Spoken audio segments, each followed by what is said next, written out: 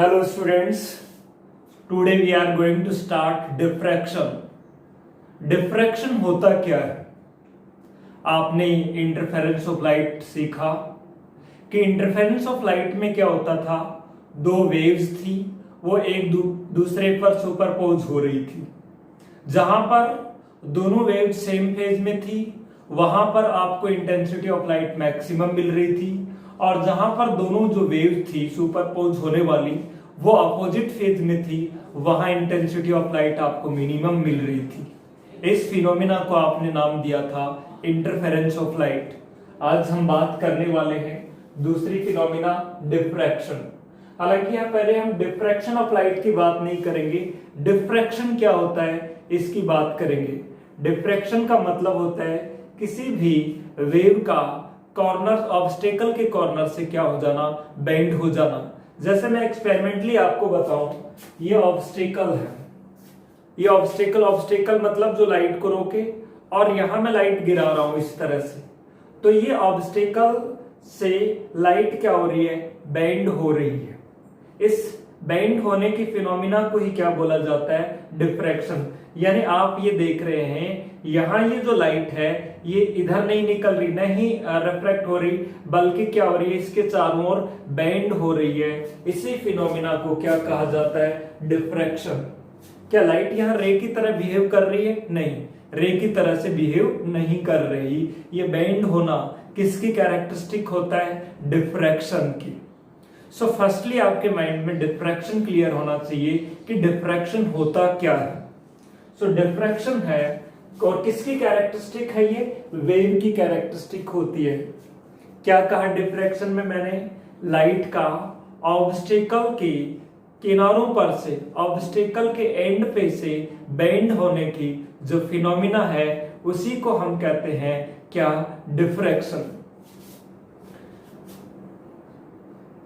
The phenomena of bending of the light at the corner of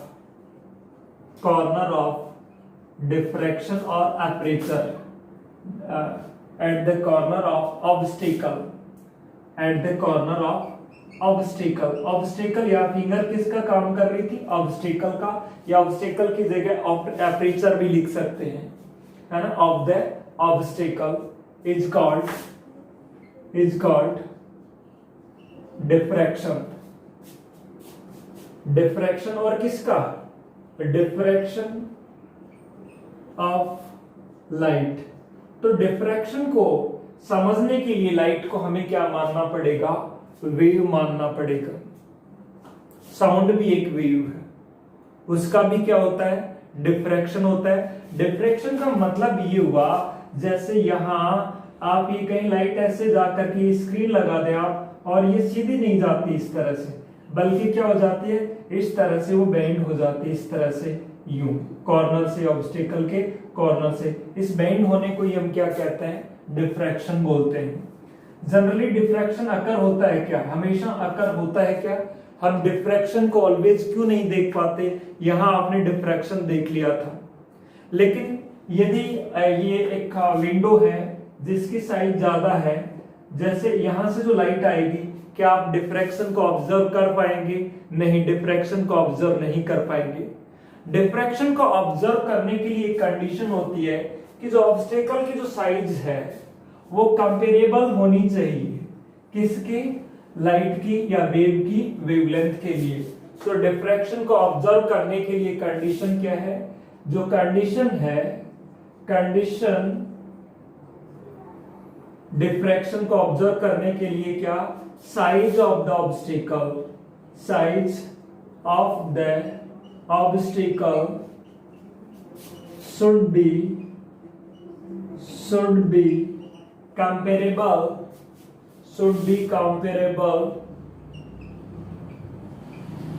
to the wavelength of the wave।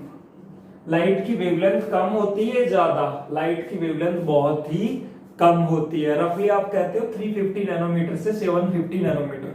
Nanometre means बहुत कम। यहां इस finger की size भी कम है, जिसकी वजह से ऑब्स्टेकल का काम कर रही थी और आप डिफ्रैक्शन को देख पा रहे थे। यानी इसकी जो साइज है डी है वो किसके ऑर्डर की होनी चाहिए? वेवलेंथ के ऑर्डर की होनी चाहिए। यदि यहां लाइट को गिराओगे आप डिफ्रैक्शन को नहीं देख पाओगे, क्योंकि इसकी साइज बहुत ज्यादा है लाइट की वेवलेंथ से, और इसकी साइज कम है, लाइट की वेवलेंथ भी कम होती है। लाइट की वेवलेंथ जितनी कम तो नहीं है, लेकिन वो क्या है, कंपेरेबल है। इसलिए आप डिफ्रैक्शन को इजीली क्या कर सकते हैं, ऑब्जर्व नहीं कर सकते, क्योंकि जितने भी ऑब्स्टिकल्स हैं, विंडोज हैं, इन सभी की जो साइज है वो ज्यादा होती है लाइट की वेवलेंथ से।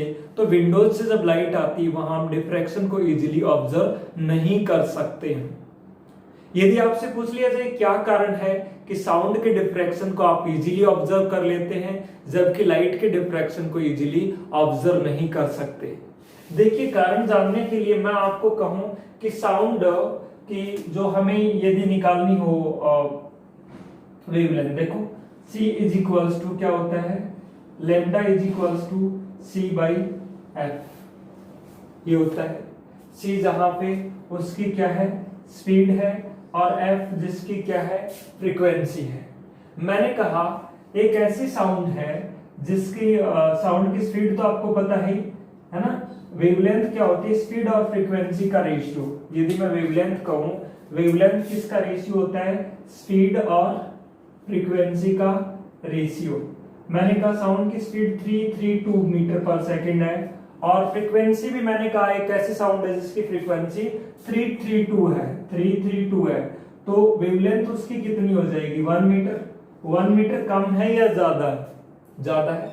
वेवलेंथ यानी वो साउंड जिसकी फ्रीक्वेंसी 332 मीटर है, उसकी वेवलेंथ देखो, स्पीड कितनी होती है, 332 मीटर होती है साउंड की, और फ्रीक्वेंसी भी मैंने कह दिया, मान लो ऐसी साउंड जिसकी फ्रीक्वेंसी 332 है तो उसकी वेवलेंथ क्या होगी, 1 मीटर होगी। और उस साउंड के डिफ्रैक्शन को आप इजीली ऑब्जर्व कर सकेंगे या नहीं? बिल्कुल कर सकेंगे। क्यों कर सकेंगे? क्योंकि जितने भी विंडोज वगैरह होते हैं उन सभी की साइज मीटर्स और सेंटीमीटर्स में होती है, तो साउंड की जो वेवलेंथ है वो भी किसके ऑर्डर की होती है, उसके ऑर्डर की ही होती है। जो ऑब्स्टेकल, विंडो किसका काम करती है, साउंड के ऑब्स्टेकल का। तो हम कह सकते हैं साउंड का डिफ्रैक्शन हम इजीली ऑब्जर्व कर सकते हैं, जबकि लाइट का डिफ्रैक्शन को इजीली ऑब्जर्व नहीं किया जा सकता। क्लियर है? तो हम ये कह सकते हैं the diffraction of sound can be easily observed but diffraction of light can not be observed easily, है ना? क्या diffraction of sound can be observed easily, but the diffraction of किसका diffraction, light, cannot be observed easily, है ना? cannot observe तो किया जा सकता है बट इजीली, यानी आप ये सोच रहे हो कैन नॉट जो लगा रहा हूं मैं, नहीं कर सकते, नॉट इजीली, कहीं ये समझ जाए आपकी कर ही नहीं सकते, कर सकते हैं लेकिन इजीली ऑब्जर्व नहीं कर सकते। क्यों नहीं कर सकते? यदि आपसे ये रीजन पूछ लिया जाए तो क्या कहेंगे आप? साउंड की लाइट की वेवलेंथ है वो बहुत ही क्या होती है, कम होती है ना? और ऑब्स्टेकल्स की जो साइज होती है वो क्या होती है, ज्यादा होती है। इसलिए कंडीशन क्या होनी चाहिए, ये होनी चाहिए, तभी डिफ्रैक्शन को क्या कर सकते हो आप, ऑब्जर्व कर सकते हो। तो इसको हम किस तरह से एक्सप्लेन कर सकते हैं, क्यों नहीं कर सकते, वाई। यदि आपसे पूछ लिया जाए वाई, तो आप क्या लिखेंगे, because the wavelength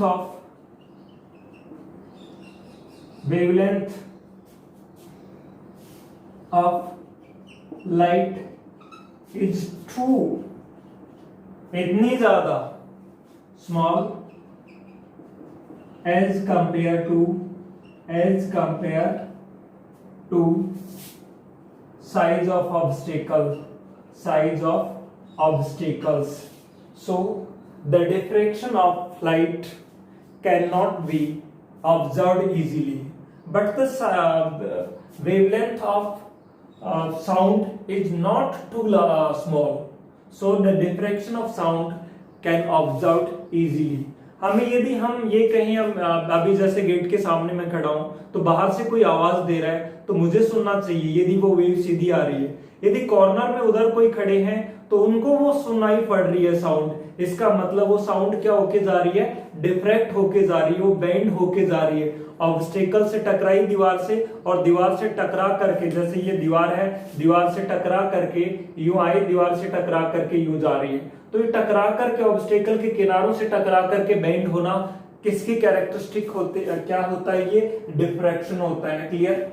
so no doubt. अब हम बात करते हैं, अच्छा डिफ्रैक्शन को किन्होंने ऑब्जर्व किया था? ग्रिमाल्डी ने ऑब्जर्व किया था डिफ्रैक्शन के बारे में। सबसे पहले किन्होंने देखा था? ये ग्रिमाल्डी नाम के इटालियन साइंटिस्ट थे, उन्होंने देखा था डिफ्रैक्शन को। तो अब हम बात करते हैं डिफ्रैक्शन के टाइप की, है ना, टाइप्स ऑफ डिफ्रैक्शन। ये नोट कर लिया। यहां आपको मैंने बताया है कि साउंड का डिफ्रैक्शन इजीली क्यों ऑब्जर्व हो जाता है, क्योंकि जितने भी खिड़की दरवाजे होते हैं उनकी साइज क्या होती है, मीटर्स और सेंटीमीटर्स में होती है, और इसकी जो वेवलेंथ है साउंड की वो भी मीटर्स और सेंटीमीटर्स में होती है। कहने का मतलब वेवलेंथ कम नहीं होती, बल्कि उस नेग्लिजिबल नहीं होती, उससे कंपेरेबल होती है, उसके ऑर्डर की होती है। किसके ऑर्डर की? ऑब्स्टेकल की। खिड़की दरवाजे किसका काम कर रहे हैं, दीवारें किसका काम कर रही है, ऑब्स्टेकल का। तो उनकी साइज और साउंड की जो वेवलेंथ की साइज है वो कंपेरेबल होती है, नेग्लिजिबल नहीं होती, कंपेयर करने लायक होती है। इसलिए साउंड का डिफ्रैक्शन क्या हो जाता है, इजीली ऑब्जर्व हो जाता है। लाइट की डिफ्रैक्शन को देखने के लिए देखो, ये जितनी थिन करोगे इसकी साइज, जैसे दो रेजर ब्लेड्स के बीच के गैप को काफी कम कर दो, आप क्या देख सकेंगे, डिफ्रैक्शन देख सकेंगे। सो अब हम बात करते हैं टाइप्स ऑफ डिफ्रैक्शन की, कि डिफ्रैक्शन के टाइप कौन कौन से हैं। डिफ्रैक्शन का टाइप एक तो है फ्रेनेल डिफ्रैक्शन, दूसरा है फ्राउनहोफर डिफ्रैक्शन। तो अब हम बात करने वाले हैं types of diffraction. Types of diffraction, types of diffraction. Diffraction के टाइप एक तो होता है फ्राउनहोफर डिफ्रैक्शन। कौन सा डिफ्रैक्शन है? फ्राउनहोफर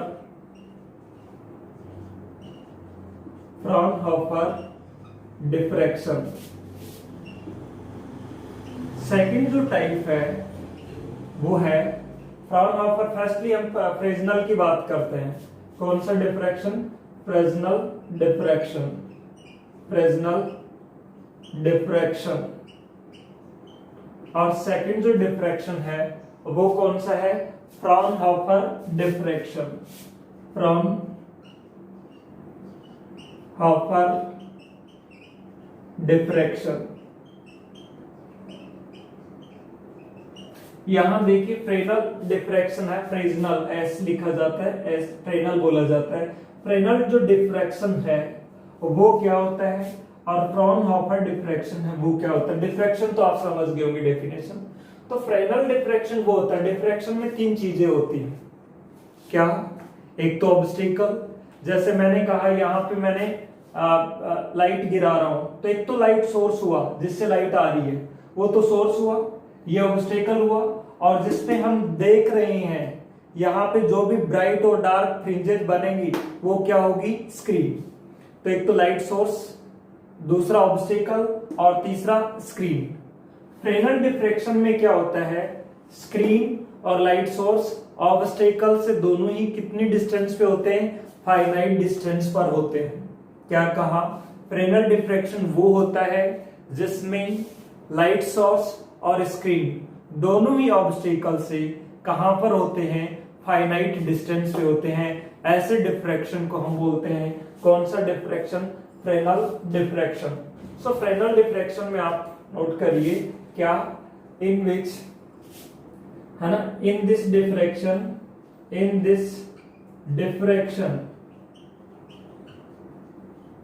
कौन, लाइट सोर्स या सोर्स बोलूं मैं, light source and screen are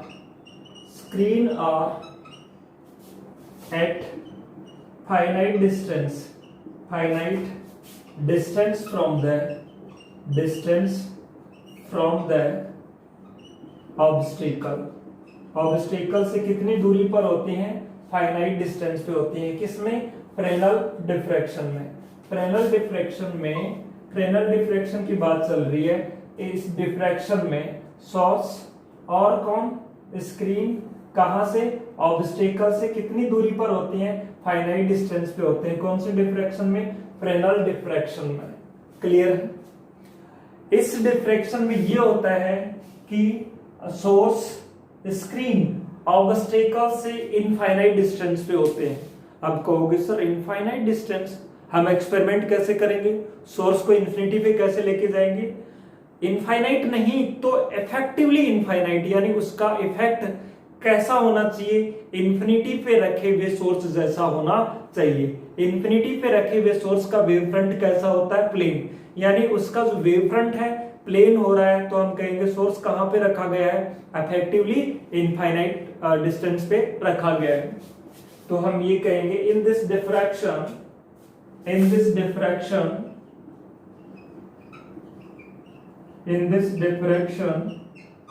कौन, source and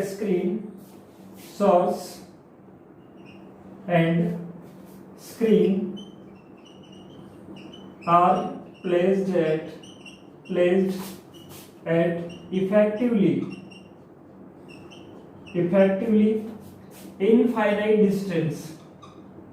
infinite distance from the obstacle से कितनी डिस्टेंस पे, यहाँ पे कितनी डिस्टेंस पे रखे हुए थे, फाइनाइट डिस्टेंस पे, यहाँ पे इफेक्टिवली कितनी डिस्टेंस पे रखे जाएंगे, इनफाइनाइट डिस्टेंस पे।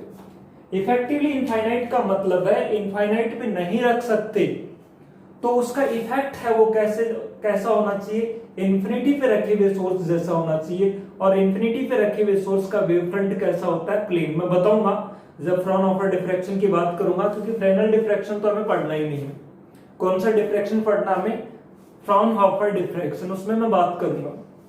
अब देखिए इसका जो वेव फ्रंट है, इस डिफ्रैक्शन का wave front of this diffraction is either कैसा बनेगा, स्फेरिकल बनेगा यदि पॉइंट सोर्स है तो, और लीनियर सोर्स है तो कैसा बनेगा, सिलेंड्रिकल। तो इस डिफ्रैक्शन में, इन this diffraction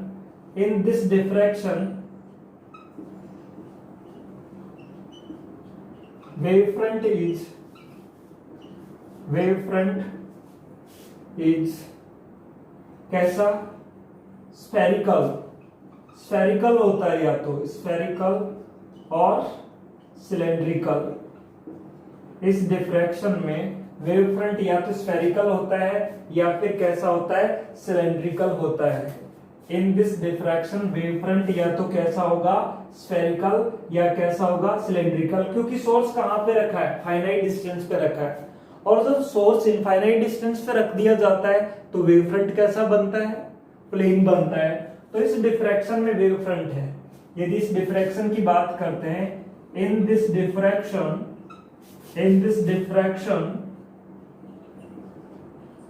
wave front is कैसा होता है, प्लेन। ऐसे डिफ्रैक्शन में वेव फ्रंट होता है वो आपका होता है प्लेन। क्लियर है? सो यदि कंपैरिजन भी करने के लिए बोल दिया जाए तो आप बता सकते हो है इनमें वेव फ्रंट कैसा होता है, स्फेरिकल और सिलेंड्रिकल, और इसमें वेव फ्रंट कैसा होता है, प्लेन। डेफिनेशन भी बता सकते हो, कंपेयर भी इनमें कर सकते हो। So note down. सो ये नोट कर लिया आपने, फ्रेनल और फ्राउनहोफर दोनों ही डिफ्रैक्शन आप नोट कर चुके हैं। तो आप देखिए हम बात करेंगे कौन सा डिफ्रैक्शन पढ़ना, हमें फ्रेनेल डिफ्रैक्शन नहीं पढ़ना, हमें पढ़ना फ्राउनहोफर डिफ्रैक्शन। और Fraunhofer diffraction due to a single slit, single slit के कारण फ्राउनहोफर डिफ्रैक्शन की स्टडी करने वाले हैं, देखेंगे हम। फिर एक्सपेरिमेंटली भी देखेंगे कि डिफ्रैक्शन में किस तरह से बैंड्स बनते हैं। तो अभी टॉपिक का नाम है अपना, इंपॉर्टेंट टॉपिक है ये, क्या? Fraunhofer diffraction due to single slit. Fraunhofer diffraction due to single slit, single slit के कारण फ्राउनहोफर डिफ्रैक्शन। टॉपिक नेम है फ्राउनहोफर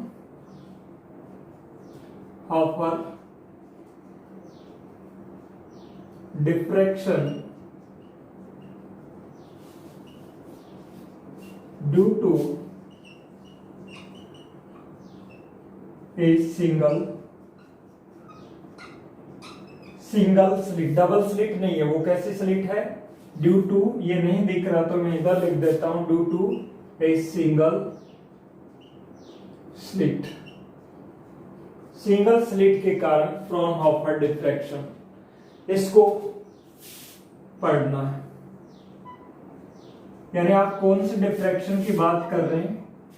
फ्राउनहोफर डिफ्रैक्शन की बात कर रहे हैं, और किसके कारण?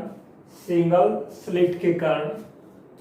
यदि आपको कहें कि आपके पास में दो अलग अलग स्लिट्स हों, जैसे ये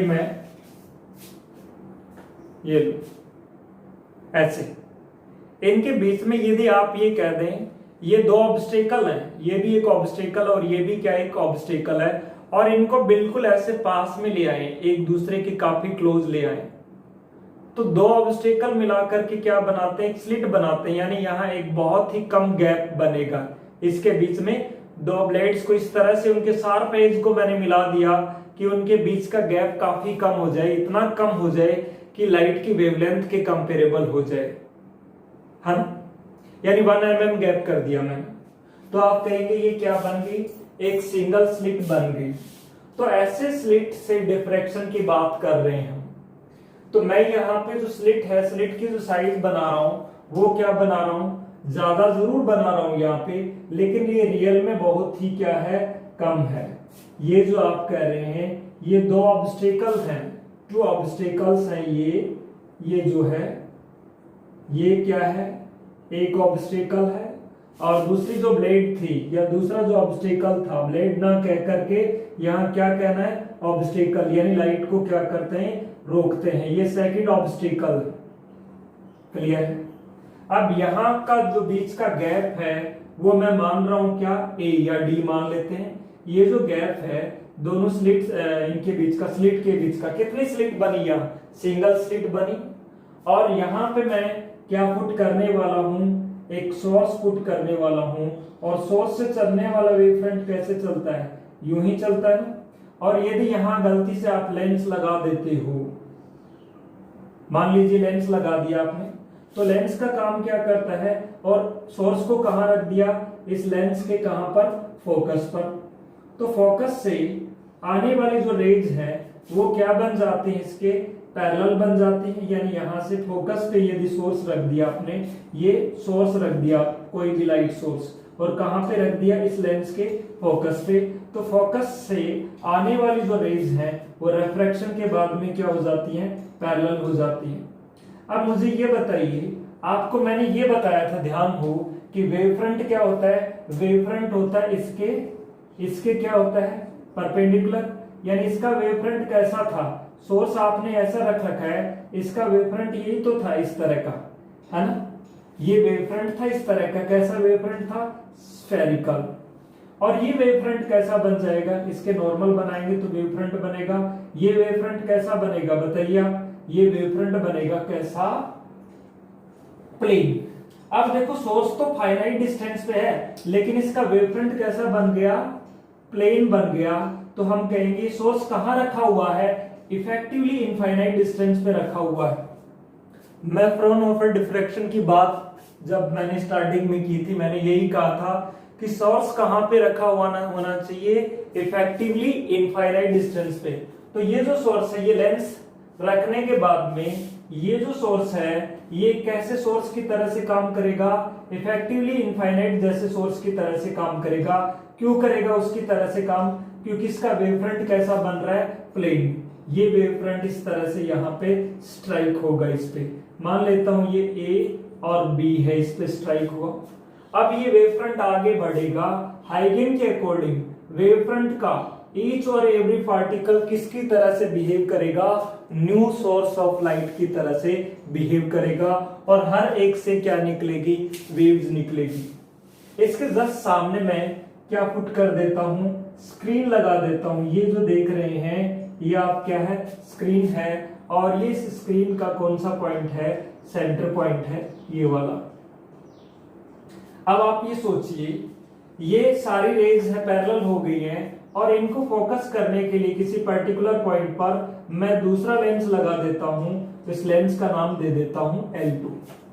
अब यहां से देखिए जो भी रे गई है यहां से, वो कॉर्नर से बिना बेंड हुए ये आई, और यहां से भी जो रे आई है वो यहां से बिना बेंड हुए आई है, ये ऐसे।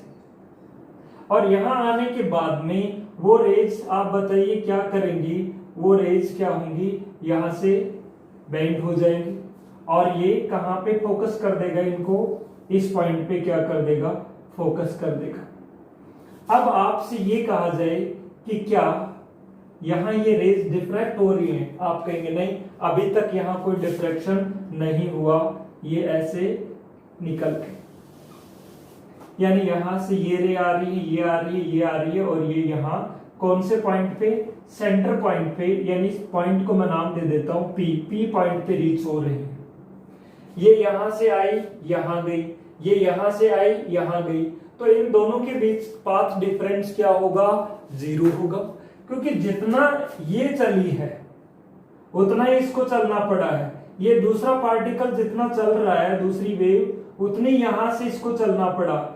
ये जितना चला उतना ही इसको यहां से चलना पड़ा, तो सभी के बीच में पाथ डिफरेंस क्या होगा, 0 होगा। तो P पॉइंट पे रीच होने वाली जो वेव्स हैं, ए बी वेव फ्रंट से आ रही हैं जो डिफरेंट वेव्स हैं, वो सारी की सारी किस में होंगी, सेम फेज में होंगी। दैट मीन्स उनके बीच का पाथ डिफरेंस क्या होगा, 0 होगा, ये आप मानते हैं। और पाथ डिफरेंस 0 होने पर सेम फेज में होंगी, और सेम फेज में होने के कारण यहाँ जो इंटरफेरेंस होगा वो होगा कंस्ट्रक्टिव, यानी यहाँ आपको सेंटर पे लाइट दिखाई देगी। वो कैसी दिखाई देगी, मैक्सिमम, और इसको बोला जाता है सेंट्रल मैक्सिमम। लेकिन यदि थोड़ा सा पॉइंट में ऊपर के पॉइंट की बात करूं, पॉइंट अपना यहां होता, मान लीजिए यहां कोई P1 पॉइंट है, यहां भी पॉइंट हो सकता है P2, यहां भी हो सकता है P3, यहां भी हो सकता है P4, या यहां भी हो सकता है Pn, कोई भी पॉइंट हो सकता है n, है ना, n फिलहाल ये हो सकता है जैसे। तो यहां पे यदि कोई भी रे पहुंच रही है वेव, तो उसको क्या होना पड़ेगा, उसको डेविएट होना पड़ेगा।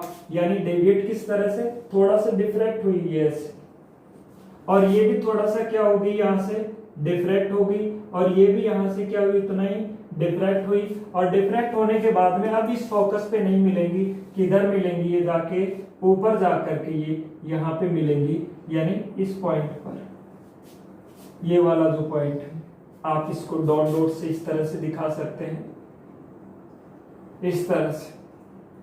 ये यहां से जो आ रही है वेव, वो क्या हो रही है, इस तरह से P1 पॉइंट पे। तो कितने एंगल पे उनको डिफ्रैक्ट होना पड़ा, आप कहें थीटा एंगल पे उनको क्या होना पड़ा, डिफ्रैक्ट होना पड़ा, θ1 पे।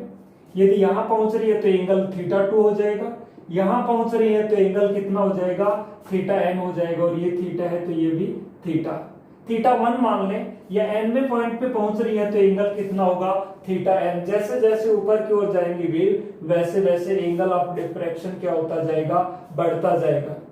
अब मुझे कहिए, पहले P पॉइंट पर जब A और B से आने वाली जो वेव थी, उनके बीच में पाथ डिफरेंस क्या था, 0 था, क्योंकि जितना इसको चलना पड़ रहा था उतना ही इसको चलना पड़ रहा था, तो दोनों के बीच का पाथ डिफरेंस 0 था। लेकिन यदि P1 पॉइंट पे कोई भी रीच हो रही है वेव, या P1 ना कह के हम जनरल पॉइंट Pn नाम दें, तो उस पर जो पहुंचने वाली जो वेव्स हैं उनके बीच में पाथ डिफरेंस कितना होगा।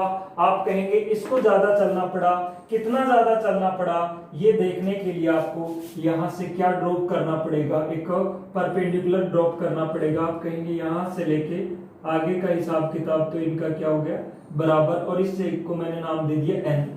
ये आपके पास एक ट्राइंगल बन रहा है एबीएन। इसकी खास बात क्या है, देखिए ये एंगल थीटा है, तो ये वाला एंगल कितना होगा ये आपको कैलकुलेट करना है। ये यहाँ पे परपेंडिकुलर ड्रॉप किया आपने, ये 90 है, और ये जो बच गया इसको मैं रफली लिखना चाहूं तो ये बच गया आपके पास कितना 90 माइनस थीटा, और ये 90 माइनस थीटा हो गया तो ये देखिए कंप्लीट कितना होता है, ये कंप्लीट वाला होता है 90, तो 90 में 90 माइनस थीटा ये रह गया, तो ये वाला एंगल कितना होना पड़ेगा, इसको थीटा एंगल होना पड़ेगा। ये वाला एंगल है वो कितना होगा थीटा। अब आप कहें ए से पी पर जो वेव पहुंच रही है और एक बी से P1 पर जो वेव पहुंच रही है, ए तो ए से P1 पे और दूसरी बी से P1 पे जो वेव पहुंच रही है, दोनों के बीच में पाथ डिफरेंस कितना है Bn है, ये क्लियर होना चाहिए। Bn is the path difference between the waves which are coming from point A and point B and reaching at point P1। A और B से आने वाली जो वेव्स हैं जो P1 पॉइंट पे रीच हो रही है उनके बीच में पाथ डिफरेंस कितना है Bn है, और Bn इस ट्राइंगल से हम कैलकुलेट कर सकते हैं। ये पाथ डिफरेंस जैसे वेव यहाँ पहुंचती यहाँ से तो और ज्यादा होता, यहाँ पहुंचती तो पाथ डिफरेंस क्या होता और ज्यादा होता। ये बात क्लियर है। तो अब हम ये कह रहे हैं कि सबसे पहले मैं ये कहना चाहूं क्या, path difference, the path difference, firstly तो आप इसको किस तरह से लिखेंगे, जो भी मैंने बनाया है इसको किस तरह से लिखेंगे, है ना, वो नोट करना अपने को कि ये सब फर्स्टली हमने डायग्राम बना दिया, इसके बारे में हमने जो बनाया है उसके बारे में लिखेंगे। इसमें देखो एस क्या है, एक मोनोक्रोमेटिक लाइट सोर्स है, उससे क्या निकल रहा है वेव फ्रंट निकल रहा है। कैसा वेव फ्रंट निकल रहा है स्फेरिकल, उसको ये लेंस कैसे वेव फ्रंट में कन्वर्ट कर रहा है प्लेन वेव फ्रंट में। कब कन्वर्ट करेगा, जब उस लाइट सोर्स को हम कहां पे रख दें, कहां पे प्लेस कर दें, लेंस के फोकस पॉइंट पे। तो हम ये कह सकते हैं लाइट सोर्स या सोर्स एस, है ना, मोनोक्रोमेटिक लाइट सोर्स कैसा है, monochromatic light source, monochromatic light source is placed at the कहां पर, focus of the lens L1, at the focus of the lens L1, है ना, L1 लेंस के कहां पे रख दिया फोकस में। Now the plane wave front, इस वेव फ्रंट को हम नाम दे देते हैं, ये जो वेव फ्रंट है ना ये जो है ये चल रहा है W डैश नाम दे देते हैं, वेव फ्रंट को क्या नाम दे देते हैं W डैश, W वेव के लिए नाम लिया मैंने। The plane wave front incident on the slit, single slit, है ना, the plane wave front, the wave front, plane wave front, क्या नाम है इसका W dash, incident on the single slit. ये जो वेव फ्रंट है ये कहां पे इंसिडेंट हो रहा है, सिंगल स्लिट पे इंसिडेंट हो रहा है। सिंगल स्लिट पे इंसिडेंट होने के बाद में आप देखिए क्या होगा, अकॉर्डिंग टू हाइगन every particle of the wave front act as a new source of light. According to हाइगन, according to Huygens, every particle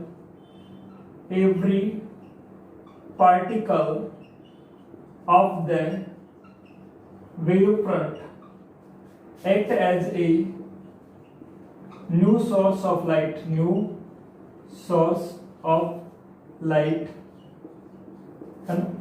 अब देखो ए से और बी से, मैं दो ही सोर्स की बात कर रहा हूं, एक तो ए पे और एक बी पे। वैसे इनफाइनाइट नंबर ऑफ सोर्सेज होंगे ए और बी के बीच में, क्योंकि हर पार्टिकल एक न्यू लाइट सोर्स की तरह से एक्ट कर रहा है। तो the light sources between point A and B is infinite, काफी सारे हैं, अनकाउंटेबल हैं, है ना। तो अब हम क्या कहेंगे, the path difference between the waves which are coming from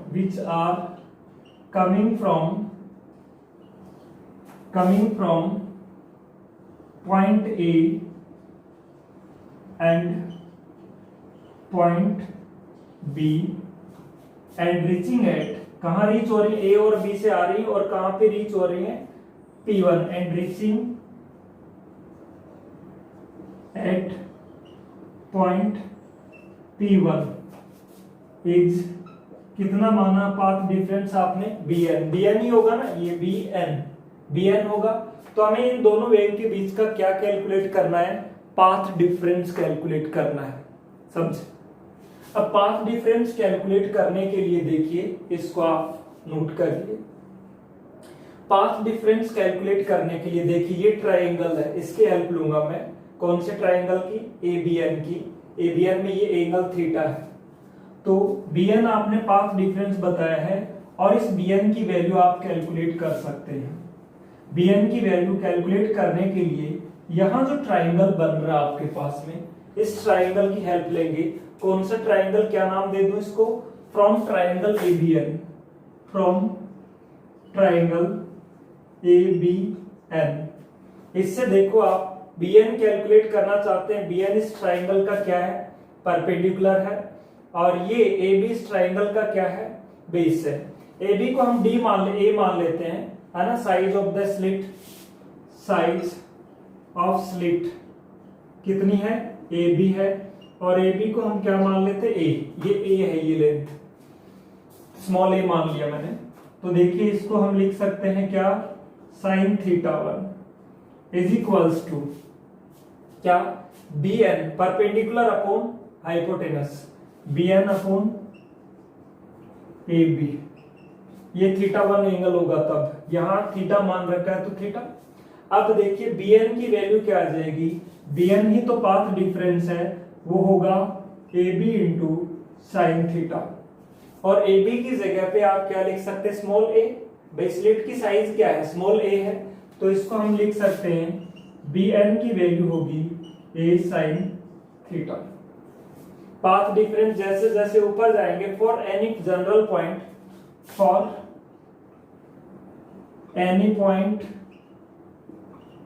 pn point के लिए पाथ डिफरेंस bn है, पाथ डिफरेंस है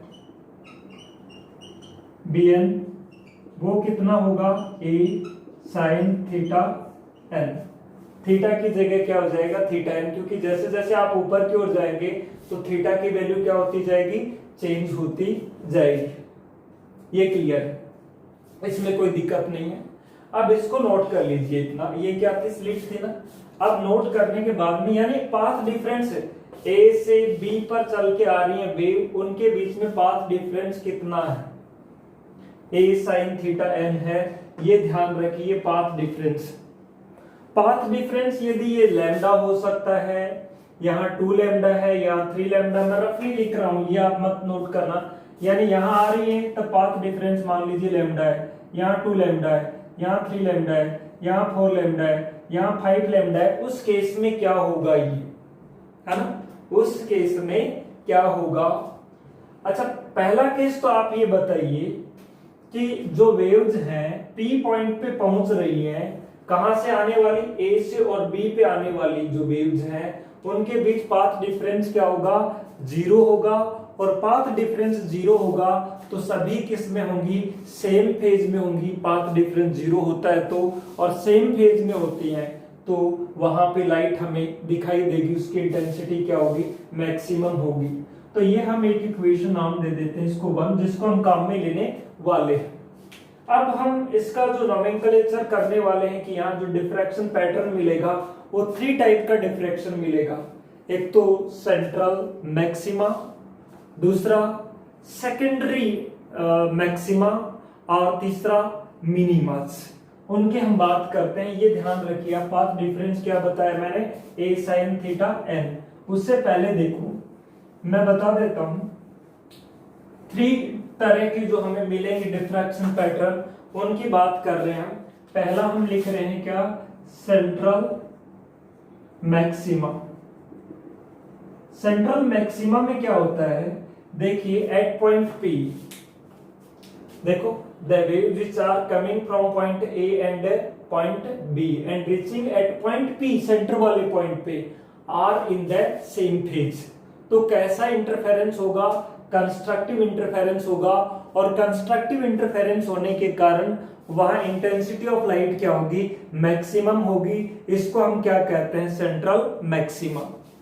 तो इसको हम ये लिख सकते हैं इस तरह से, the waves which are coming from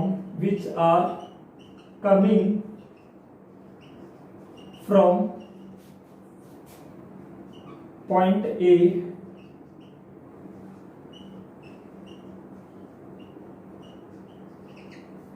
are in the same phase। Same phase में क्यों होंगी, क्योंकि देखो इसके पाथ की जितनी लेंथ है उतनी ही इसके पाथ की लेंथ है। पाथ डिफरेंस 0 होता तो किस में होती है, सेम फेज में। दूसरी यहां से चली उतनी ही ये यहां से चली, तो ये भी पाथ डिफरेंस क्या हुआ, 0। पाथ डिफरेंस क्यों हुई है, बिकॉज पाथ डिफरेंस क्या है, पाथ डिफरेंस 0 है, इसलिए सेम फेज में है ना, सेम फेज। सो कैसा, so constructive interference take place,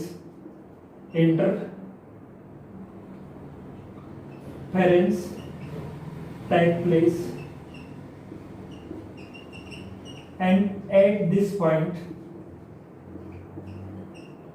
intensity of light is maximum,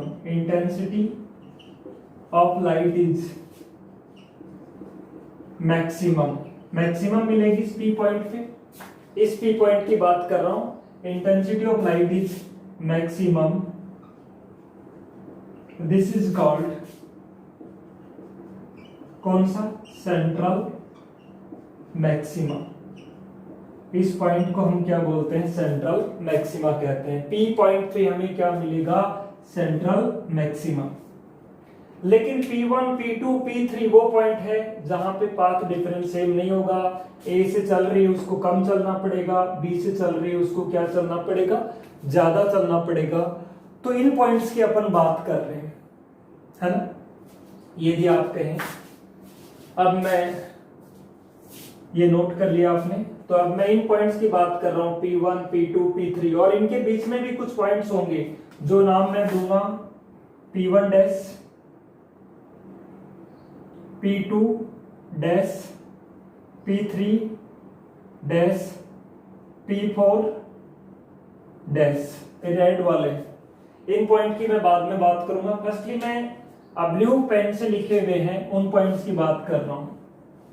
ये वो पॉइंट है जहां A और B से आने वाली जो वेव्स हैं उनके बीच पाथ डिफरेंस या तो लैम्डा है, यहां जैसे लैम्डा है, यहाँ 2 लैम्डा है, यहाँ 3 लैम्डा है, यहाँ 4 लैम्डा है। जैसे जैसे ऊपर की ओर जाओगे पाथ डिफरेंस क्या होता जाएगा, बढ़ता जाएगा।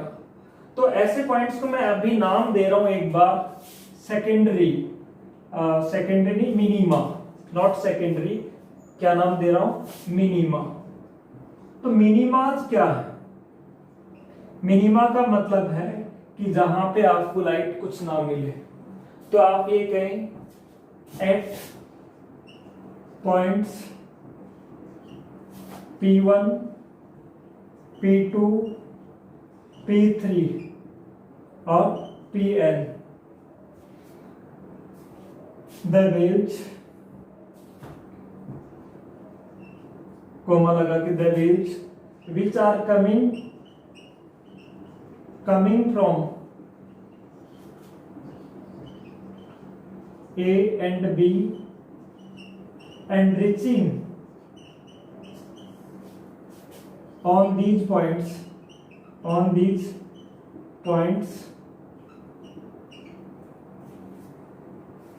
and reaching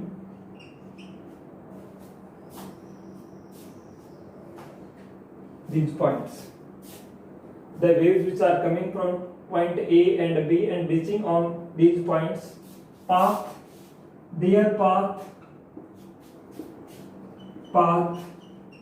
differences are यहाँ से जो आ रही है P1 पे पहुंच रही है, पाथ डिफरेंस कितना है, लैम्डा। यहाँ पे आ रही है और यहाँ से आ रही है, उनके बीच में 2 lambda and lambda respectively. Then क्या होगा वो देखते हैं। Then at point P1 path difference, आपने कहा पाथ डिफरेंस Bn था ना, पाथ डिफरेंस Bn, उसकी वैल्यू आप क्या करें, d sin थीटा, और वो वैल्यू है, वो क्या बता रहे हैं आप, लैम्डा बता रहे हैं। कौन से पॉइंट पे, P पॉइंट पे, P पॉइंट पे, P1 पॉइंट पे, P1 पॉइंट पे A से आने वाली वेव और B से आने वाली वेव के बीच का पाथ डिफरेंस कितना बताया आपने, लैम्डा। P2 पॉइंट पे A से आने वाली वेव और B से आने वाली के वेव के बीच का पाथ डिफरेंस आपने क्या बताया, 2 लैम्डा। P3 पॉइंट पर A से आने वाली वेव और B से आने वाली वेव के बीच का पाथ डिफरेंस क्या बताया आपने, 3 लैम्डा। कहेंगे सर फिर 3 लैम्डा बाई 2 कहाँ है, यहाँ है, 5 लैम्डा बाई 2 यहाँ है, बीच बीच में ये वो है, इनकी तो हम बात कर ही नहीं रहे। तो पाथ डिफरेंस ये होगा P1 पॉइंट पे। तो देखो क्या होगा, ये आपने नोट कर लिया, तो देखो मैं थोड़ा समझा देता हूं, ये नोट कर लिया तो इसको, ये इसी को समझा रहा हूं मैं। यानी आपने कहा कि A से आने वाली वेव, इसी में कंटिन्यू लिखेंगे आगे आपने कहा कि एक तो A से आ रही है वेव और एक कहां से आ रही है, B से, और ये सेंटर पॉइंट P था और ये पॉइंट P1 है। यहां से आई एक वेव और यहां से आई वेव, इनके बीच में पाथ डिफरेंस कितना है, लैम्डा। तो आप ये कहेंगे यहां से और एग्जैक्ट मिड से आएगी वेव, उनके बीच में पाथ डिफरेंस कितना होगा, इसके और इसके बीच में यदि लैम्डा है तो इसके बीच और इसके बीच कितना होगा, लैम्डा बाई 2 होगा। आप ये मान लो समझने के लिए कि आपके पास कितने सोर्सेज हैं, हर हाइगन के अकॉर्डिंग हर एक पार्टिकल किसकी तरह से काम कर रहा है, न्यू सोर्स ऑफ लाइट का काम कर रहा है। मान लीजिए मैंने कह दिया आपके पास 100 पार्टिकल, ये नहीं बनाना मैं जो समझा रहा हूं रफली, ये तो बनाना था वो आपने बना लिया, ये समझाने के लिए। आपके पास सोर्सेज ऐसे 1 2 3 और इस तरह से लास्ट में कितना सोर्स है, 100 सोर्स। आपने कहा फर्स्ट सोर्स से आने वाली वेव और लास्ट सोर्स से आने वाली वेव के बीच में पाथ डिफरेंस ये वाला है, ये आपने कितना बताया, लैम्डा यदि है। यानी यहां से आने वाली वेव और यहां से आने वाली वेव के बीच का पाथ डिफरेंस आपने कितना कहा है, डी साइन थीटा को कितना माना है, लैम्डा माना है। तो आप ये बताइए फर्स्ट से और एग्जैक्ट इससे मिड से रफली मैं कहूं 51 है मिड में, है 50 और 51 मान लो मिड में। तो नंबर 1 सोर्स से जो वेव आ रही है वो और नंबर 51 से आ रही है वो वेव, इनके बीच में पाथ डिफरेंस कितना हुआ, लैम्डा बाई 2। लैम्डा बाई 2 पे सेम फेज में होते हैं या अपोजिट फेज में, अपोजिट फेज में होते हैं, तो एक दूसरे को क्या कर जाएंगी, कैंसिल कर जाएंगे। फिर कहिए सेकंड सोर्स से आने वाली वेव और इधर 52 वाले सोर्स से आने वाली वेव, ये जितना नीचे है उतना ही नीचे ये है, उन दोनों के बीच भी पाथ डिफरेंस कितना होगा, लैम्डा बाई 2 होगा। वो भी एक दूसरे को क्या कर जाएंगी, कैंसिल कर जाएंगी। फिर कहिए थर्ड सोर्स से आने वाली वेव और इधर 53 वाले सोर्स से आने वाली वेव, दोनों के बीच में भी पाथ डिफरेंस कितना होगा, लैम्डा बाई 2 होगा। लैम्डा बाई 2 पाथ डिफरेंस होने का मतलब सेम फेज और अपोजिट फेज, बेसिक में यही बताया था ना, अपोजिट फेज और अपोजिट फेज में एक दूसरे को क्या कर जाती हैं, कैंसिल कर जाती हैं। यहाँ 50 वाला लास्ट वाला सोर्स और यहाँ है लास्ट वाला सोर्स, इनके बीच में भी कितना होगा, λ/2, और वो भी एक दूसरे को क्या कर जाएंगे, कैंसिल कर जाएंगे। यानी सारी लाइट्स है वो एक दूसरे को कैंसिल कर जाती हैं। हो सकता है एक आध, मान लीजिए आपके 101 थे तो 101 में एक आध बच गया, मान लो नहीं कैंसिल हुआ, तो इसमें एक आध की इंटेंसिटी का कोई फर्क पड़ेगा क्या? ऑलमोस्ट क्या मिलेगी आपको, जीरो। कोई intensity almost, not exact zero, almost हम क्या माने, जीरो। तो P1 पॉइंट पे ये एक दूसरे को कैंसिल करने के कारण हमें जो लाइट की इंटेंसिटी है वो क्या मिलती है, मिनिमम मिलती है। इसको बोला जाता है मिनिमम। फिर आप कहें इस P2 पॉइंट पे आए, कहीं आप P2 पॉइंट की बात करें, ये P2 पॉइंट कहाँ है, ये वाला पॉइंट है, ब्लू से लिखा हुआ P2 ऊपर है ये। अब P2 पॉइंट पे आए आप, अब मैंने कहा ये जो सोर्स थे इसी को समझाने के लिए देखो मैं P1 का बात कर दिया, P1 पॉइंट पे आपको लाइट नहीं मिलने वाली। P2 पॉइंट पे आए तो मैंने कहा P1 और P2 पर आने वाली वेव के बीच में यहाँ पाथ डिफरेंस मैंने लैम्डा बताया, यहाँ मैं कितना बता रहा हूँ, 2 लैम्डा। तो P2 पॉइंट पे जो वेव आ रही है कहां से चल के आ रही है, एक A से और एक कहां से, B से। एक तो A से चल के आ रही है ना, एक तो A से चल के आ रही है और दूसरी B से चल के आ रही है। दोनों के बीच यहाँ पाथ डिफरेंस लैम्डा था तो यहाँ कितना मान लें, 2 लैम्डा। तो ये 2 लैम्डा है, यहां से चल के आई और यहां से चल के आई वो, उनके बीच में 2 लैम्डा है। यानी सोर्स नंबर ए को मैं नाम दे रहा हूं कौन सा था, 1 वाला, और लास्ट वाला इसको मैं नाम दे रहा हूं कितना, 100 वाला। फर्स्ट और 100 के बीच में पाथ डिफरेंस कितना बता रहे हो आप, 2 लैम्डा बता रहे हो। तो फर्स्ट और एग्जैक्ट 51 के बीच में कितना होगा, लैम्डा होगा। और इनके एग्जैक्ट मिड में यानी फर्स्ट और 26 के बीच में कितना होगा, λ/2। और इसी तरह से 51 और 100 का एग्जैक्ट मिड आप लगभग कहें 76 है ना, जो भी रफली आप मान लें 75 या 76 जो भी मान रहे हैं वो। तो ये वेव फ्रंट कितने पार्ट्स में डिवाइड हो गया, 4 पार्ट्स में डिवाइड हो गया। अब इनके बीच और इनके बीच पाथ डिफरेंस λ/2, इनके बीच और इनके बीच भी पाथ डिफरेंस क्या होगा, λ/2। मैंने कहा एक नंबर सोर्स से आने वाली वेव है ना, एक नंबर सोर्स से आने वाली वेव यहां आई और यहां से 26 नंबर सोर्स से आने वाली वेव भी यहां पहुंची। दोनों किस में थी, अपोजिट फेज में, क्योंकि पाथ डिफरेंस कितना था, λ/2। फिर आपने कहा 2 नंबर सोर्स से आने वाली वेव और यहां से 27 से आने वाली वेव, दोनों के बीच में भी पाथ डिफरेंस कितना होगा, λ/2। वो भी एक दूसरे को क्या कर जाएंगी, कैंसिल कर जाएंगी। यहां से नेक्स्ट सोर्स से और इसके नेक्स्ट सोर्स से आने वाली वेव भी किस में होंगी, अपोजिट फेज में, क्योंकि पाथ डिफरेंस λ/2। तो ये आपस में एक दूसरे को कैंसिल कर जाएंगे। इसी तरह से ये और ये भी आपस में क्या कर जाएंगे, एक दूसरे को कैंसिल कर जाएंगे। क्यों कर जाएंगे, क्योंकि 2 लैम्डा को कितने पार्ट्स में तोड़ दिया आपने, λ/2 λ/2 λ/2 λ/2, 4 पार्ट्स में। ये दोनों एक दूसरे को कैंसिल कर गए, ये दोनों एक दूसरे को कैंसिल कर गए। तो P2 पॉइंट पर फिर से आपको इंटेंसिटी ऑफ लाइट क्या मिली, कुछ नहीं मिली। इसी को क्या बोलोगे, मिनिमा। यानी P2 पॉइंट पे भी क्या मिलेगा, मिनिमा। P3 पे मान लो, P3 है उस पे मान लो पाथ डिफरेंस A और B से आने वाली वेव के लिए कितना, 3 लैम्डा। तो कितने पार्ट्स में तोड़ लोगे 3 लैम्डा को, λ/2 λ/2 λ/2 λ/2 λ/2 और λ/2। कितने पार्ट, 6 पार्ट्स। ये एक दूसरे को कैंसिल करेंगे, ये एक दूसरे को कैंसिल करेंगे, ये एक दूसरे को कैंसिल करेंगे। इन्हीं पॉइंट पे भी आपको कुछ नहीं मिलने वाला। यानी ये जो पॉइंट है मैंने जो ब्लू से दिखाए हैं, जहां पे पाथ डिफरेंस में चाहे लैम्डा ले लो, चाहे 2 लैम्डा ले लो, या 3 लैम्डा ले लो, या 4 लैम्डा ले लो, या n लैम्डा ले लो, इन पॉइंट्स पर इंटेंसिटी ऑफ लाइट क्या होगी, मिनिमम होगी। और इन पॉइंट्स को अपन बोलेंगे मिनिमा। यानी यहाँ इन पॉइंट्स पे हमें लाइट नहीं मिलेगी। मिनिमा की कहानी समझ गए। अब आप ये देखिए, आप कह रहे सर लाइट कभी मिलेगी भी क्या, बिल्कुल मिलेगी।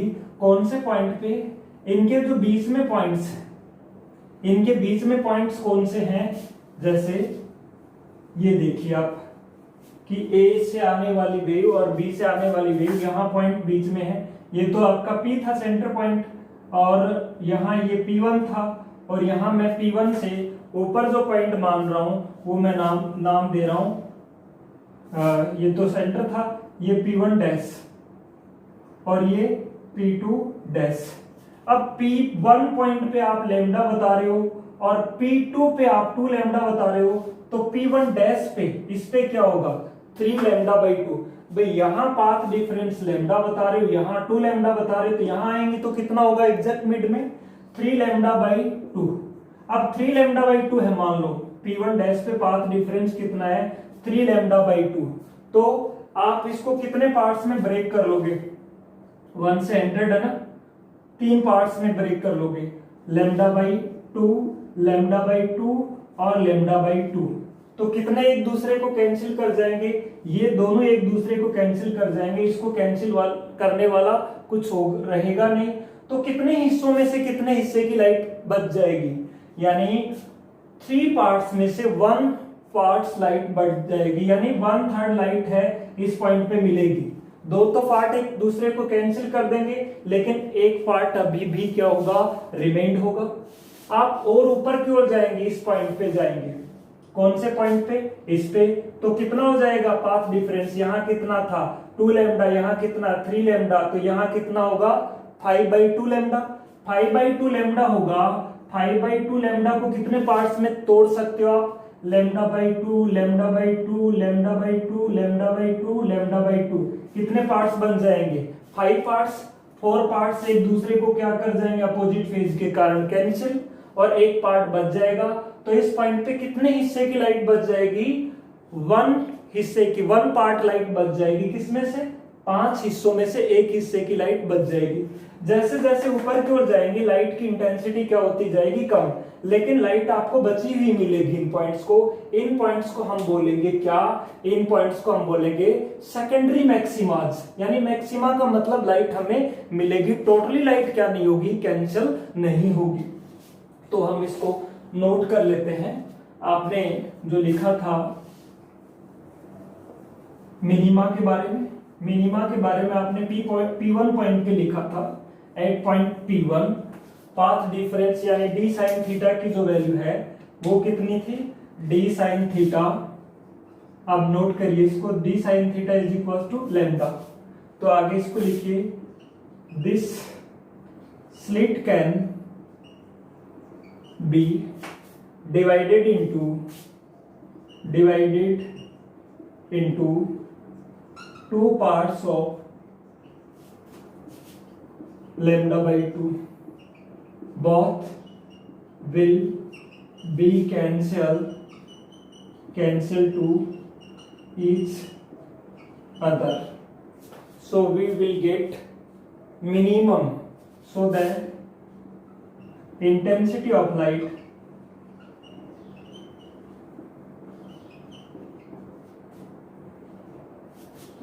cancel to each other। तो कौन सा interference take place, destructive interference take place, है ना। तो इसको ही तो मिनिमा बोलते हैं। एंड देखिए आगे, दिस इज कॉल्ड मिनिमा। ये भी क्या हुआ, डिस्ट्रक्टिव इंटरफेरेंस हो रहा है, वहां पे क्या है मिनिमा। अगेन देखिए आगे पैराग्राफ चेंज करके इसी को, ये तो एट पॉइंट P1 लिखा था, इसी तरह से सिमिलरली एट पॉइंट कौन सा P2 पॉइंट पे, P2 एट पॉइंट P2 पे देखो कितना हो जाएगा, ये θ1 था ना, ये हो जाएगा θ2, और ये कितना लैम्डा हो जाएगा 2 लैम्डा। और दिस स्लिट P2 पे इस स्लिट को कितने पार्ट्स में डिवाइड कर सकते हैं, this slit can be divided into 2 lambda को कितने पार्ट्स, 4 पार्ट्स हो जाएंगे। भाई 2 लैम्डा को लैम्डा बाई 2, लैम्डा बाई 2 बताओ कितने बनेंगे, 4 parts of lambda by 2। all will cancel to each other, so destructive है ना, destructive interference take place, this is called minima। so condition for minima क्या हुई, सो कंडीशन ये नोट करिए आप, सो कंडीशन फॉर मिनिमा इज, ये नोट कर लिया, सो condition for minima is, so condition for minima, condition for minima D sine theta, 1 दूं 2 दूं 3 दूं नहीं, एन नाम दे दो इसको, लैम्डा 2 लैम्डा 3 लैम्डा क्या नहीं, एन लैम्डा नाम दे दो। ये होती है किसके लिए कंडीशन, किसके लिए मिनिमा के लिए। अब हम बात करेंगे किसकी, मैक्सिमाज की। कहेंगे मैक्सिमा तो पढ़ लिए, मैक्सिमा कौन सा मैक्सिमा पढ़ा है, पी पॉइंट पर। मैक्सिमा का मतलब जहां पे लाइट क्या मिल रही थी, हमें मैक्सिमम मिल रही थी, उसको हमने क्या नाम दिया था, सेंट्रल मैक्सिमा। अब हम बात करने वाले हैं कौन से मैक्सिमाज की, सेकेंडरी, ये नोट करिए आप, नोट कर लिया। अब हम बात करने वाले हैं सेकेंडरी मैक्सिमा की, क्या, सेकेंडरी मैक्सिमाज, सेकेंडरी मैक्सिमाज। आप ये देखिए मैंने जो रेड में लिख रखा है P1 डैश है ये ऊपर, P2 dash, P3 dash, P4 dash, बीच बीच में जो पॉइंट्स दिखा रखे हैं ये क्लियर है। ये आप या तो इधर लिख लें या कोई दिक्कत नहीं है। ये P1 डैश है, ये मैं इस तरह से लिख रहा हूं। ये कौन सा पॉइंट है, P1 डैश है, और ये कौन सा पॉइंट है, P2 डैश है, और ये कौन सा पॉइंट है, P3 डैश है, और ये कौन सा पॉइंट है, P4 डैश, इसी तरह से क्लियर है। अब देखो इन पॉइंट्स पे हमें क्या मिलेगा, इन पॉइंट्स पे हम ये कहें कि यदि path difference d sin theta की वैल्यू है ना, इसमें नोट करेंगे आप एट पॉइंट्स, कौन से points, P1 dash, P2 dash, Pn dash, the path differences between the rays coming from A and B are कितना है, 3 लैम्डा बाई 2। भाई यहाँ लैम्डा था और यहाँ कितना है, 2 लैम्डा, तो यहाँ एग्जैक्ट मिड में कितना होगा, 3 लैम्डा बाई 2। यहाँ 2 लैम्डा था और यहाँ 3 लैम्डा है, तो यहाँ कितना होगा, 2 और 3 के एग्जैक्ट मिड में 5 लैम्डा बाई 2, 5 लैम्डा बाई 2। और इस तरह से nवे के लिए कितना हो जाएगा, nवे के लिए हो जाएगा 2n plus 1 lambda by 2। n की जगह आप 1 रखेंगे तो lambda by 2, where n is equals to क्या होगा, where n is equals to 1 2 3 4 5, इस तरह से, where n is equals to 1 2, इस तरह से। अब देखो यदि पाथ डिफरेंस, यानी सबसे पहले हम कौन से पॉइंट की बात करें, एट पॉइंट P1 डैश, इस पॉइंट की बात कर रहे हैं, है ना। The wave front AB can be, या slit AB can be divided into कितने पार्ट्स में, 3 लैम्डा बाई 2 है, यानी पाथ डिफरेंस है d sin थीटा 1। थीटा 1 पहले नाम दे दिया, इसको मैं नाम दे रहा हूं डैश, क्योंकि एंगल चेंज होगा ना। डैश इज इक्वल्स टू क्या, 3 लैम्डा बाई 2। P1 पॉइंट पे ये हुआ, भाई यहाँ कितना था लैम्डा और यहाँ कितना 2 लैम्डा, तो यहाँ कितना होगा एग्जैक्ट मिड में, दोनों का हाफ मिड 3 लैम्डा बाई 2, ये तो नोट करिए। अब ये होगा पाथ डिफरेंस, तो यहाँ वेवफ्रंट को कितने पार्ट्स में डिवाइड कर सकते हैं, the wavefront can be divided into, या the slit can be divided into, the slit can be divided into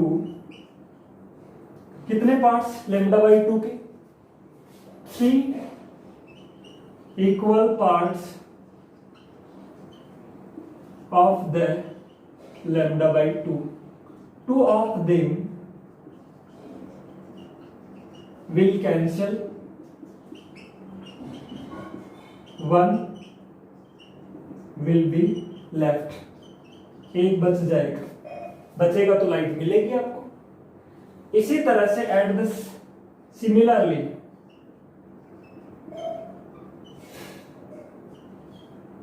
eight point, कौन सा पॉइंट, P1 डैश की बात होगी, P2 dash, point P2 dash.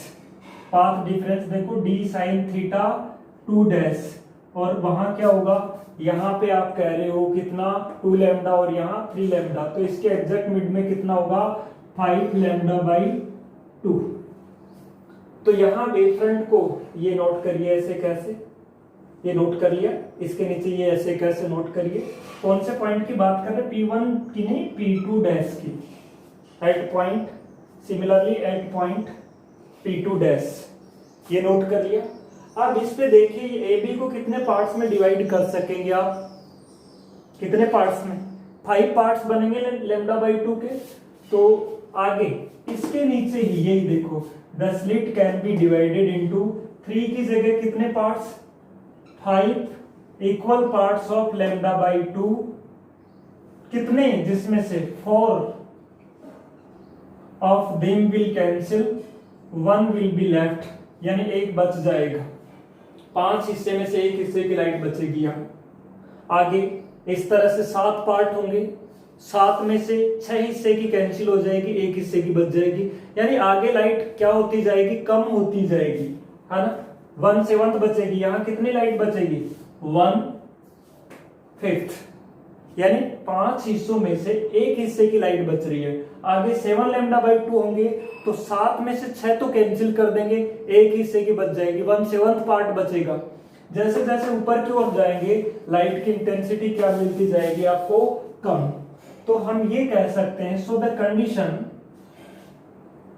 Left, है ना, ये यहां तक लिख लिया, यहां तक। तो अब लिखिए, so the condition for secondary maxima is, so the condition for secondary maxima क्या कंडीशन होगी, d sin थीटा 1 2 3 नहीं, डैश नाम दें, n, वो क्या होगा 2n + 1 लैम्डा बाई 2, है ना। यहाँ देखो n की जगह 1 रखा तो 3 लैम्डा बाई 2 आ गया, 2 रखा तो 5 लैम्डा बाई 2 आ गया, इस तरह से ये। अब ये बात समझ में आई आपको। अब हम बात करते हैं, देखो इंटरफेरेंस पैटर्न मिलेगा कैसे, ये नोट कर लिया आपने, ये कंडीशन होगी इसके लिए, जहां n की वैल्यू क्या है 1 2 3 4 5, इस तरह से। अब देखो इन पॉइंट्स को मैं थोड़ा सा इधर लिख रहा हूं अंदर की ओर, ये जो पॉइंट्स थे ना, ये ऐसे ही मैं इधर मैं लिख के थोड़ा सा इनको किधर कर रहा हूं, इधर कर रहा हूं, यही ग्राफ आपको समझा दूं। ये P1 था, ये क्या है P2 है, ये बीच में क्या है P3 है, और ये बीच में क्या है P4। अब सेंटर पे इंटेंसिटी ऑफ लाइट क्या मिलेगी आपको, मैक्सिमम मिलेगी, मिल रही थी मैक्सिमम, चलो ये मान लिया, यहाँ पे लाइट क्या मिल रही थी, मैक्सिमम। P1 पॉइंट पे, ये कौन सा पॉइंट था, P1 ही तो था, P1 पॉइंट पे क्या मिल रही थी, मिनिमम 0। P1 डैश पे मैक्सिमम मिल रही थी, P2 पे 0 मिल रही थी, P2 डैश पे मैक्सिमम लेकिन कम हुई, P3 पे 0, P3 डैश पे मैक्सिमम लेकिन कम हुई, P4 पे 0, है ना। और ये आप यही तो देख रहे हैं, मैंने कहा था यहां तो 0 कुछ नहीं मिलने वाला, कौन से पॉइंट पे, ब्लू वाले पॉइंट पे, क्योंकि ब्लू वाले पॉइंट्स पे जब 2 लैम्डा थे तो लैम्डा लैम्डा कैंसिल हो गए, यहाँ 4 लैम्डा थे वो भी कैंसिल हो गए, 6 लैम्डा थे वो भी कैंसिल हो गए, सब कैंसिल हो गए थे। लेकिन रेड वाले पॉइंट्स पर या तो 3 लैम्डा बाई 2 था, 3 लैम्डा बाई 2 में कितने कैंसिल हो रहे थे, 2 कैंसिल हो रहे थे, एक बचा हुआ था, तो 2 हिस्सों में से एक हिस्से के, 3 हिस्सों में से एक हिस्से की लाइट बची। यहाँ कितने थे, 5 लैम्डा बाई 2 थे, 5 में से 4 कैंसिल हो रहे थे, एक बच रहा था, 5 में से एक हिस्से की बची, 7 में से एक हिस्से की बची, लाइट कम जरूर हो रही है। और इसी तरह से इधर भी तो होगा, इधर भी तो क्या हो सकता है, ये पॉइंट ऐसे हो सकते हैं, इधर नीचे की ओर देखें तो ये पॉइंट मैंने बोल दिया क्या है P1, और फिर ये यहाँ P1 डैश, P2, इस तरह से। तो ये बीच में वो रेड वाले हैं, ये जो है वो P1 डैश है और ये P2 डैश है। तो ऐसा ही हमें मिलेगा ये इधर। तो मैक्सिमम जो लाइट है ये यहाँ पे क्या मिलना आपको, 0 मिलना है, और यहाँ पे फिर से इतनी ही मिलेगी, ये फिर यहाँ पे 0, यहाँ पे लाइट क्या होती जाएगी, कम, इस तरह से। इसी को बोला जाता है क्या, डिफ्रैक्शन ऑफ लाइट। अब इसको हम सिस्टमेटिक तरीके से इसको बना लेते हैं। यहाँ तो बना ही लिया, साथ में यहाँ भी बना लेते हैं। कई बार पूछ लिया जाता 1 मार्क्स में, डिफ्रैक्शन पैटर्न को ड्रॉ करिए। क्लियर? तो डिफ्रैक्शन पैटर्न को कैसे ड्रॉ करें, फर्स्टली इसको तो ड्रॉ करिए, फिर अपन डिफ्रैक्शन पैटर्न को ड्रॉ करते हैं। इसको ड्रॉ कर लीजिए, नोट कर लिया। तो अब देखिए ये पैटर्न है, इसको अलग से हम बना सकते हैं इस तरह से। देखो हमें यहां पर ये जो वैल्यू मिल रही है ये है, यहाँ पे आप ये कहीं थीटा की वैल्यू क्या आ रही होगी। थीटा की वैल्यू निकालने के लिए आप ये दे सकते हैं d sine theta is equals to n lambda था। पहले पॉइंट के लिए क्या थी वैल्यू, लैम्डा, दूसरे के लिए 2 लैम्डा। तो देखो आप ये कह सकते हैं for small value of angle, ये ध्यान है आपको, d sine theta n is equals to n lambda था। जिन पॉइंट्स पे हमें लाइट नहीं मिल रही थी उन पे यही तो था मिनिमम, जो मिनिमा था उस पे यही कंडीशन थी। और या फिर हम लिख सकते हैं साइन थीटा एन की वैल्यू क्या होगी, n lambda divided by d. या for small value of angle sine theta को क्या लिखा जा सकता है, थीटा एन, तो ये होगा n lambda divided by d. अब ये वो पॉइंट, ये तो सेंटर वाला पॉइंट है, और यहाँ पर एन की वैल्यू 1 लोगे तो लैम्डा बाई डी, डी नहीं है ये कितना है, ए साइन थीटा। या फिर आप डी माना आपने, यदि यहाँ डी माना तो इसको डी कर लीजिए, है ना। ये डी माना आपने स्लिट की, इसको डी माना है, या फिर आपने क्या माना है, ए, या तो इसको डी से रिप्रेजेंट करते हैं या इसको ए से। तो आपने डी माना है, मैंने डी साइन थीटा बताया इसमें, तो यहाँ डी कर लीजिए। डी क्या है, साइज ऑफ द स्लिट। तो ये 1 की वैल्यू क्या होगी यहाँ पे, लैम्डा डिवाइडेड बाई डी। अगले पॉइंट पे क्या होगी, इस पे 2 लैम्डा डिवाइड बाई डी। यहाँ पे कितनी होगी, 3 लैम्डा डिवाइड बाई डी। और इसी तरह से इधर क्या होगी, minus lambda divided by D. यहाँ क्या होगी, -2 लैम्डा डिवाइडेड बाई डी। और यहाँ कितनी होगी, -3 लैम्डा डिवाइड बाई डी। ये वो P1 P पॉइंट है सेंटर वाला। यहाँ पे आपको इंटेंसिटी ऑफ लाइट क्या नजर आएगी, मैक्सिमम नजर आएगी। और इन पॉइंट्स पे क्या नजर आएगी, 0। और इन पे फिर मैक्सिमम, फिर इन पे 0, फिर इन पे मैक्सिमम बट कम, इस तरह से। और इसी तरह से यहाँ पे ये मिनिमा के लिए थी ना कंडीशन, मिनिमा नजर आएगी। यहाँ पे मैक्सिमा, कितनी मैक्सिमा, ये वाली जितनी मैक्सिमा। और यहाँ पे 0, यहाँ पे मैक्सिमा, यहाँ पे 0। ये लाइट इधर जाएंगी, क्या होती जाएगी, कम होती जाएगी। ये ग्राफ है किसके बीच में, इंटेंसिटी के बीच में। और ये है आपका, इस एक्सेस पे लिया आपने थीटा के बीच में। ये क्लियर हुआ। अब देखो इसको बोला जाता है क्या, सेंट्रल मैक्सिमा। ये जो देख रहे हैं सेंट्रल मैक्सिमा, इंटेंसिटी किसकी ज्यादा होती है, central maxima has the highest intensity. इसकी इंटेंसिटी और कम, ये दोनों के बराबर है ना, कम, इनकी और कम, इनकी और कम। जैसे जैसे आगे की ओर जाते हैं इंटेंसिटी क्या होती जाती है, कम होती जाती है। दूसरी ध्यान रखें, सेंट्रल मैक्सिमा की विड्थ सबसे ज्यादा होती है, इसकी विड्थ कम है। इन सभी की बराबर देखो, lambda by D, 2 lambda by D, 2 lambda by D, 3 lambda by 2। ये गैप बराबर है, लेकिन ये गैप डबल है। तो इस गैप को हम बोलते हैं width of the central maxima. Central maxima की जो एंगुलर विड्थ है, क्या, angular width of the central maxima, angular width of central maxima, वो कितनी होगी, देखो लैम्डा बाई डी, माइनस का लैम्डा बाई डी, तो कितना हो जाएगा ये gap, 2 lambda divided by d. ये तो इसकी कौन सी विड्थ होगी, एंगुलर विड्थ। ये जो गैप है इसको हम कहते हैं एंगुलर विड्थ। और ये जो गैप है दूरी में, वैसे ये तो एंगल में आया है, एंगुलर विड्थ किस में होता है, एंगल में। और वैसे मीटर वाला जो कितनी डिस्टेंस होती है, ये x है, ये भाई ये कितना होता था, yn होता था ना, और ये भी yn। इंटरफेरेंस ऑफ लाइट में आपने देखा था yn की वैल्यू यदि मैं रफली यहाँ लिखूं ये, तो क्या आई थी आपके पास में, yn की वैल्यू आई थी आपके पास में क्या, lambda divided by n lambda divided by d. ये तो ये आई थी ना lambda d divided by d first के लिए, ये तो फर्स्ट ही है ना, इतनी इधर है और इतनी इधर है, तो ये गैप कितना होगा 2 lambda d divided by D. तो इसको बोलते हैं अपन कौन सा विड्थ है, इसकी लीनियर विड्थ। तो इसकी जो लीनियर विड्थ है, लीनियर विड्थ है वो होती है क्या 2 lambda d divided by d. ये होती है इसकी कौन सी विड्थ, लीनियर विड्थ। कितनी 2 लेमडा डिवाइडेड बाई डी, अरे ये होती थी lambda d divided by D, और ये भी इतनी होगी, तो कितनी होगी ये ट्वाइस। अच्छा इंटरफेरेंस में क्या था, ये भी एक तरह का इंटरफेरेंस है, लेकिन इंटरफेरेंस में दो आने वाली अलग अलग वेव की सुपर इम्पोज होने का रिजल्ट था। लेकिन यहाँ एक ही सोर्स से है ना, एक ही सोर्स का हर एक पार्टिकल अलग अलग वेव की तरह से काम कर रहा है, और उन एक ही सोर्स से आने वाली जो वेव्स हैं, सेकेंडरी वेव्स हैं, वो जब सुपर इम्पोज हो रही है किसी पॉइंट पे, तो उनके कारण क्या बनता है, डिफ्रैक्शन बनता है। तो ये डिफ्रैक्शन पैटर्न था, नोट कर लीजिए इसको, डिफ्रैक्शन पैटर्न।